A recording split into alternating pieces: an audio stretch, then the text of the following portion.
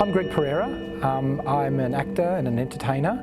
I studied acting back in the 90s and I did a lot of theatre around the repertory theatre places around Perth.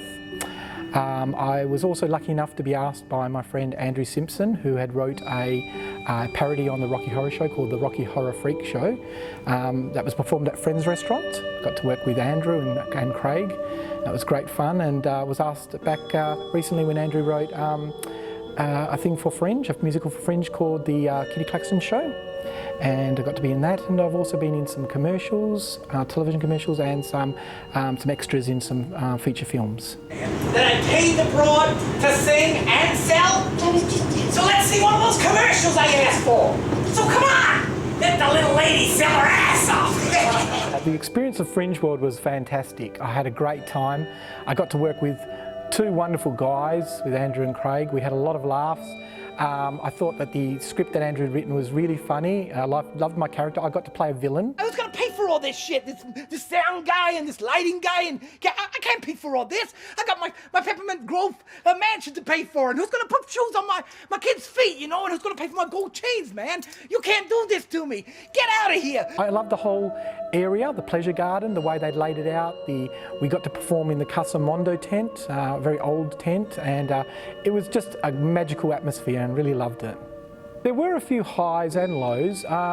One of the highs was we got to sell out Kitty Klaxton Show on two consecutive nights. I think it was Friday and Saturday, totally sold out. It was a great feeling to know that we're in something and the audience were being part of it, and they were really, really good nights too. The audience really got behind us and supported it and had lots of laughs. The lows, there was one night that was a bit of a low. It was midweek. It was a very stormy, bad night. The weather was terrible. It was raining and hailing, and yeah. One person so far had bought a ticket, so we weren't sure whether we were going to still go ahead with the whole production or not. It was all, we were just waiting on the balance, wondering, well, should we still go ahead with this one person or not? But luckily at the last minute, a group of girls came and bought some tickets. I think it was only about 15 minutes before the show was going up, and we got to get the show up and the curtain rose and on with the show. It was great. So we were able to turn that around into a positive anyway.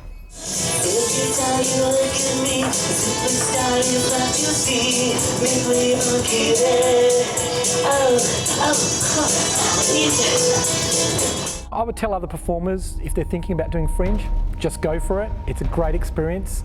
But just be aware that there are a lot of fees and a lot of processing fees and registration fees involved in Fringe. So just read the paperwork really carefully.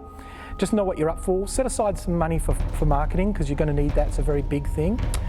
And you know, don't be discouraged by any late time slots. As new performers, we were given a very late time slot, but that's when Fringe comes alive, right at night time.